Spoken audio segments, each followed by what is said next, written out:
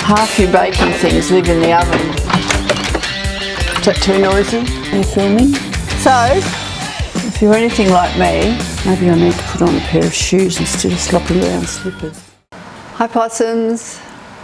We're going to do some savoury cooking today. I did promise scones and jam and cream, but we'll do that another day.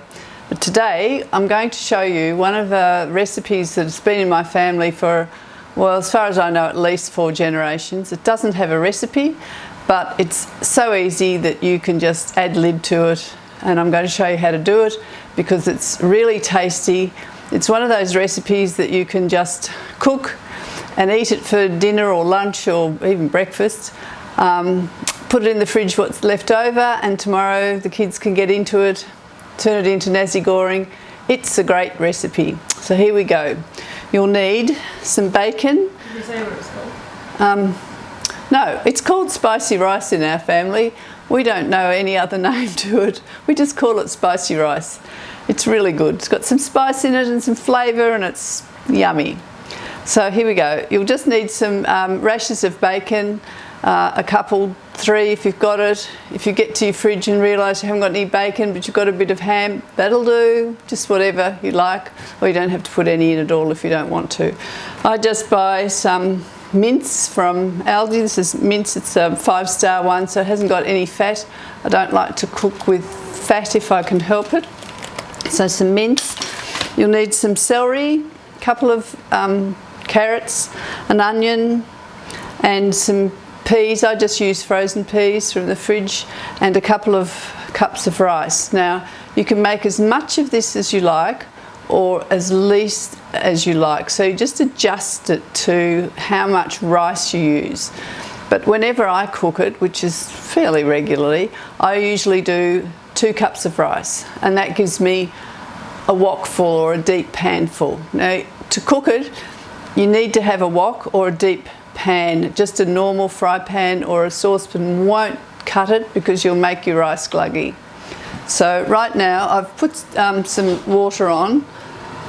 We'll just bring that to the boil, salted water, and we'll just add 2 cups of rice to that.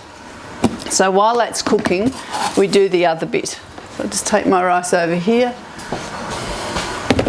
Whatever the way you cook rice is up to you. I just cook it in boiling water. Some people do different methods, and some people have a rice cooker. All's good, just so long as you've got cooked rice. So I add 2 cups of rice. In this size pan, 2 cups of rice is enough. You won't get much more into that without getting it all too messy. So just add 2 cups of rice, or you can use half a cup or 1 cup or whatever, and just adjust your ingredients. So just give that a bit of a stir.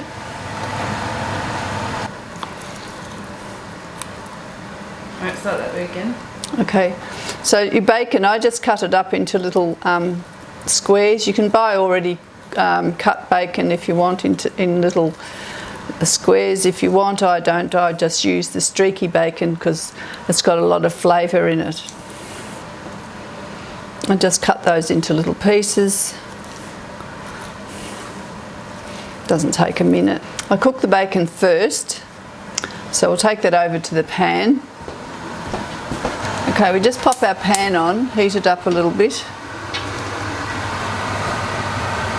I don't use any oil or anything like that in the pan. There's enough fat in the bacon to give it enough on the wok. You won't need any more than that. I add a little tiny bit of garlic, and Otto needs to come in now. He's buried his bone. A bit of garlic, and then just give that a stir around. It smells good already. 1 onion, a nice size for this amount of food. Give your bacon a stir because that's coming along nicely now. You want it a little bit crispy. Just stir your rice again, make sure it's not clogging together. I'm going to chop an onion up now. I've got a fairly large onion here. So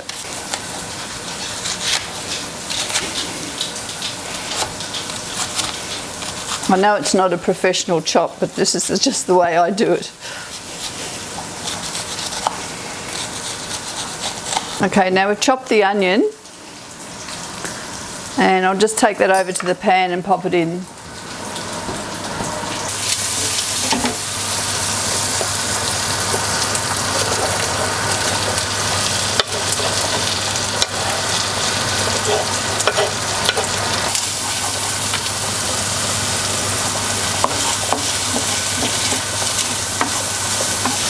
Just checking the rice to see if it's cooked. I don't like to overcook it. I just before it's fully cooked, because it'll cook again in the pan. So I just check it from now on.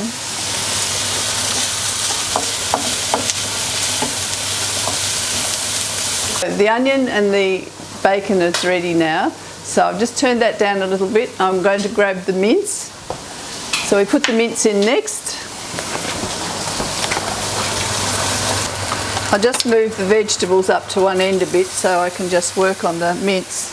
I like to break up the mince into little pieces so they're not chunky pieces of meat. So I just chop it up into little pieces with my wonderful piece of wooden spoon that I've got. Okay. You can also do this with frozen mince, which I very often do, and I just scrape it off each side and then flip it over and scrape it off, and that makes it lovely and crumbly. But today I've got fresh mince. Just keep chopping it with the end of the wooden spoon to make it nice and crumbly so you don't have chunky pieces. Just while that's doing, I'll just check the rice again.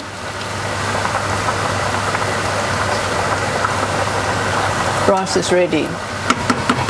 Okay, tip the rice into the colander.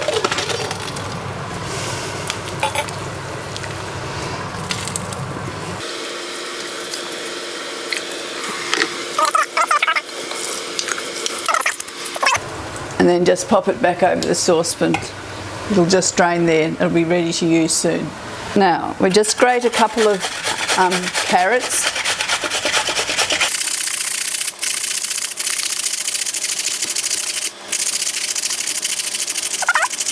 Meantime, we need to chop this celery up. So I use about three sticks of really nice celery. I chopped some earlier. That needs to go in next, actually. And while you're chopping celery, there's nothing nicer than a piece of celery stuffed with peanut butter while you're cooking. I'm going to crunch.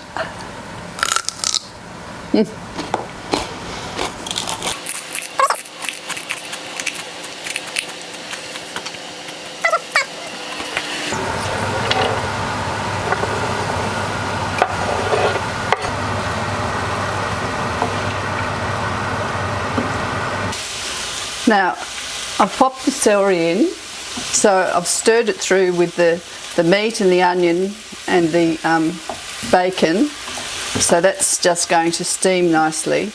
There's usually no need to put any oil or butter or anything in the pan. You'll find that there's enough fat in the bacon, and meat unfortunately holds a lot of extra water or fluid that they put in these days, so you'll find that there was enough in that. And if you need to add a little bit, I just add a little touch of water. It won't make any difference to the flavour. Now we add the carrot.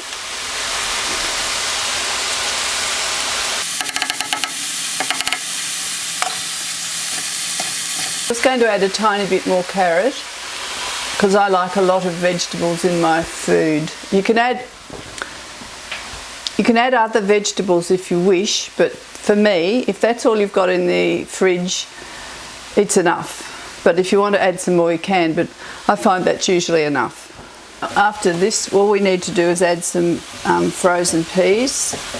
You can use fresh peas if you like, but I've got frozen ones today. You ready to go? With the bacon in, it smells pretty good at this point. Now just get some peas. Okay. Now I found some baby peas in the freezer, so just throw some of those in. Half a cup.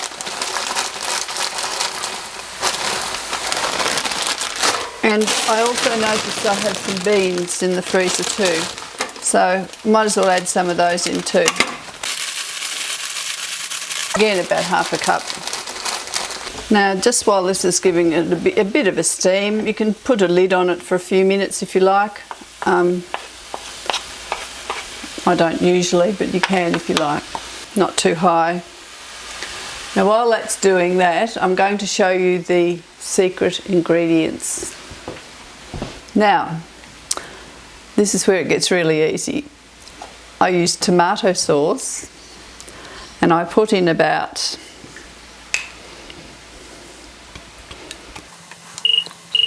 maybe a cup and a half of tomato sauce, maybe.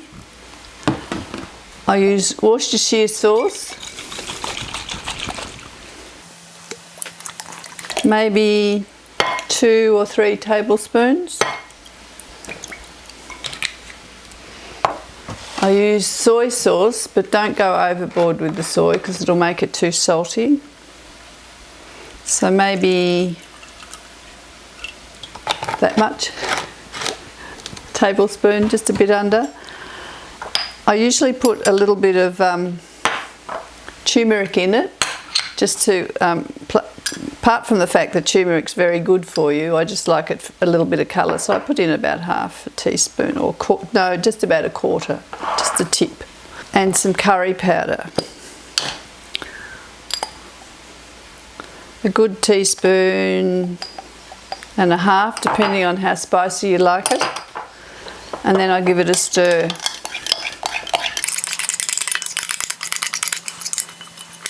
Now, at this point, if you want, you can just whip up an egg and put it in your fry pan and just sort of make a little tiny thin omelette with it, and then cut it up into little pieces. Sometimes I do that, depending on how many vegetables I've got. If I'm running a bit low on veggies or something, I'll do that, but often I find this is enough. So now we've made that. Now, give your veggies a stir and the meat a stir again. Just toss it through, don't stir it, just toss it. Now it's time to put the rice in. So I do it in a couple of batches because you don't want to overwhelm the meat and vegetables.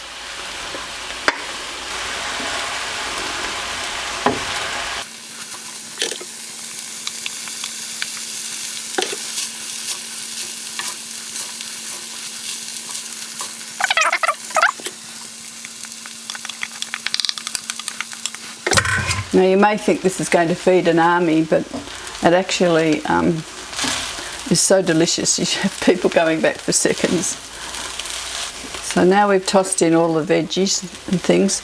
So now we put the sauce in. So I just tip a little bit on the top first so it sinks in.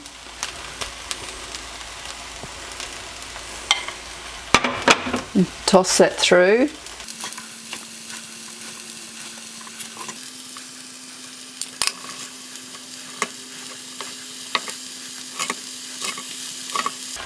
Now if you find that the sauce is a bit wet, don't panic, because it will absorb into the rice and it just gives better flavour later on.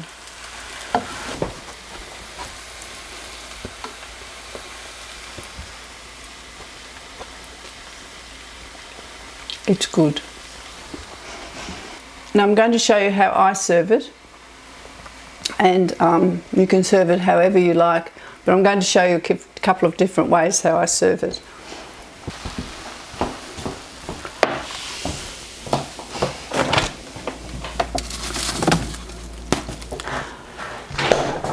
You can't beat serving this in a crisp lettuce leaf, and if you want a beautiful crisp lettuce leaf, go for the icebergs because they're the best.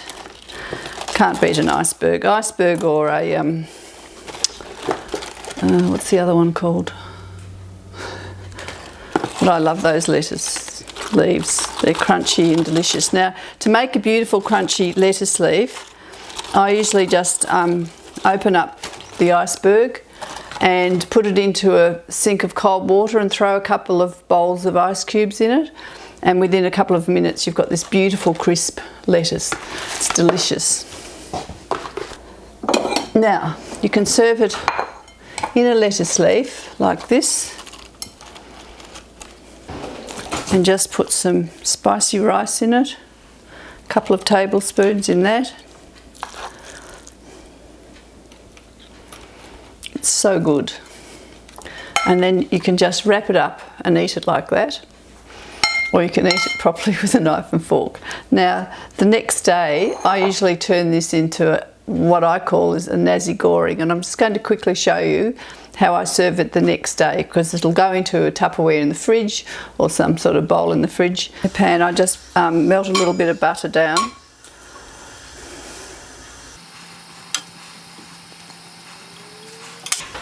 This is my own version of a nasi goreng, which I love to eat, nasi.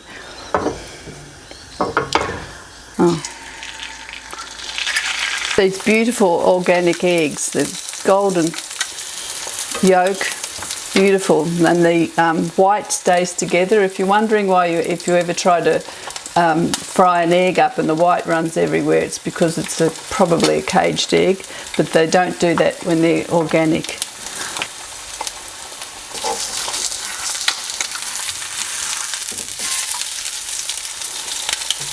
Okay, now I just filled a little bowl up with some rice, so I'll just take it out like that.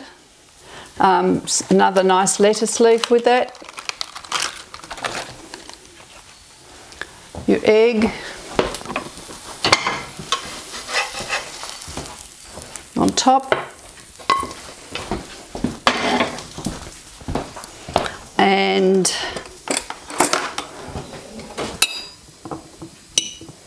some delicious sour gherkins with it. Nasi with a lovely fried egg on top, crisp lettuce leaf, a few gherkins, nice sour ones, and you're ready for a good meal. That's a good wholesome meal there. Quickly made snack food. And the other one, which I really love, is in a lettuce leaf, and you just crunch it up and eat it like that. Really good food. You can add other things with it if you like. You can use this as a side with something else, if you're doing a piece of salmon or something, but you don't need it. You just don't need it. A bowl of that and it's really good food. Quick, easy, inexpensive, and you've got a lovely meal. And it lasts 2 or 3 meals in the fridge for the kids to eat as snack food. Take a little bit to school in their lunch if they want, or something like that. There's always, take it on a picnic. So that's our secret meal that we've had in our family for at least 4 generations that I remember, of grandmother, mother, me and my daughter. So good food.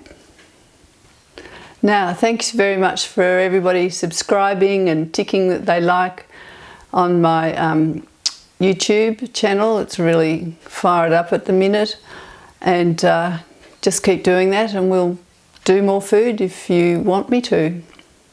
Catch you later.